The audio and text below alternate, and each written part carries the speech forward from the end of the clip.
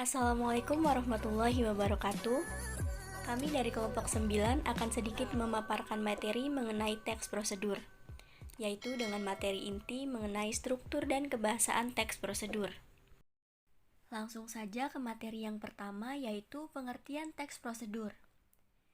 Teks prosedur adalah teks yang berisi cara, tujuan untuk membuat atau melakukan sesuatu hal dengan langkah demi langkah yang tepat secara berurutan sehingga menghasilkan suatu tujuan yang diinginkan.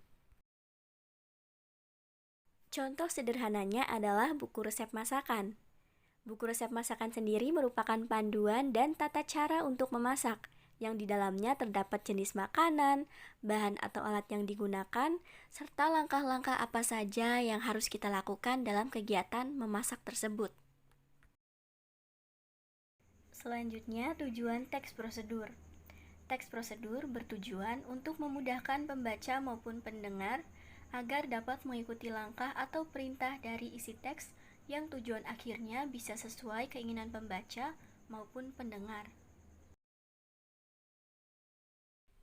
Kita ke materi inti, yaitu struktur teks prosedur. Struktur teks prosedur terbagi ke dalam 3 bagian. Yang pertama ada tujuan. Tujuan pada teks prosedur adalah pengantar umum sebagai penanda apa yang akan dibuat atau dilakukan dan motivasi dalam melakukannya. Yang kedua ada langkah-langkah, yaitu berisi langkah melakukan sesuatu dengan urut secara bertahap.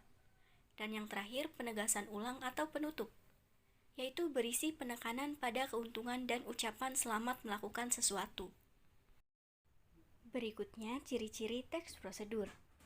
Yang pertama, menggunakan pola kalimat perintah atau imperatif, yaitu mengandung makna meminta atau memerintah seseorang untuk melakukan sesuatu.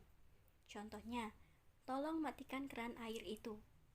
Yang kedua, menggunakan kata kerja aktif, yaitu kata kerja yang memberikan suatu tindakan kepada objeknya, misalnya menyiram, membungkus, melempar, dan lain-lain. Yang ketiga, menggunakan kata penghubung atau konjungsi untuk mengurutkan kegiatan, menyatakan waktu kegiatan yang hadir dan bersifat kronologis. Contohnya, selanjutnya, berikutnya, kemudian, lalu, dan setelah itu. Dan yang terakhir menggunakan kata keterangan untuk menyatakan rinci waktu, tempat, dan cara yang akurat.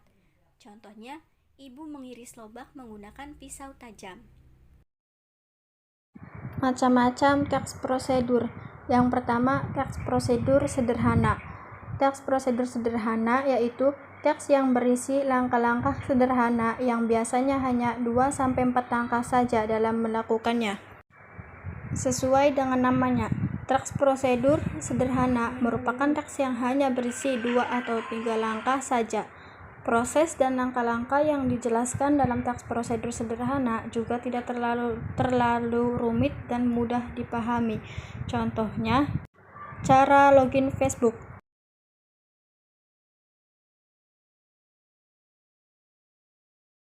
Teks prosedur kompleks adalah teks yang berisi banyak langkah dalam melakukannya. Maksud dari teks prosedur tersebut, teks yang berisi proses tentang membuat atau mengerjakan sesuatu yang dituliskan dengan penjelasan rinci sesuai dengan langkah-langkahnya. Di sini kita ambil contoh dari cara membuat sambal balado. Yang ketiga, teks prosedur protokol. Teks yang pada setiap langkahnya bisa diubah, tidak harus runtut walaupun berubah, tetapi hasil akhirnya tetap sama. Teks prosedur protokol berisi tahap-tahap yang tidak terlalu rumit sehingga mudah untuk dipahami. Teks prosedur yang langkah-langkahnya bisa dibolak-balik tapi tujuannya tetap bisa tercapai. Kita ambil contohnya cara memasak mie instan. Di sini saya akan menerangkan tentang kaidah kebahasaan teks prosedur, yang dimana kaidah tersebut ada 4 bagian, yaitu verba. Yang pertama yaitu verba material dan tingkah laku, terus yang kedua konjungsi temporal, yang ketiga yaitu partisipan manusia, dan yang terakhir bilangan penanda. Oke, lanjut. Yang pertama yaitu verba material dan tingkah laku. Verba material adalah perbuatan yang mengacu pada tindakan, seperti potonglah ubi itu, masukkan air ke dalam wadah maksudnya.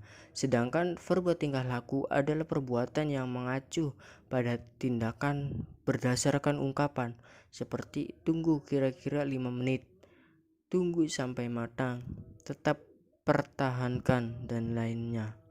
Terus kaidah teks prosedur yang kedua yaitu konjungsi temporal. Konjungsi temporal merupakan kata penghubung yang berhubungan secara kronologis dengan waktu dan kejadian dari kedua peristiwa yang memiliki keterkaitan.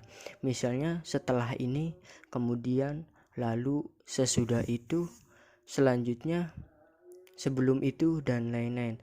Terus kaidah bahasa teks prosedur yang ketiga yaitu partisipan manusia. Partisipan manusia adalah mempartisipasikan atau mengikuti sertakan manusia dalam tulisan tersebut untuk membantu langkah-langkahnya. Terus yang terakhir, bilangan penanda. Bilangan penanda adalah bilangan yang mengurutkan langkah-langkah pada tulisannya. Oke, cukup sekian pemaparan dari kaidah-kaidah kebahasan teks prosedur. Kurang-kurangnya mohon maaf. Wallahul muwaffiq ila aqwamit thoriq. Wassalamualaikum warahmatullahi wabarakatuh.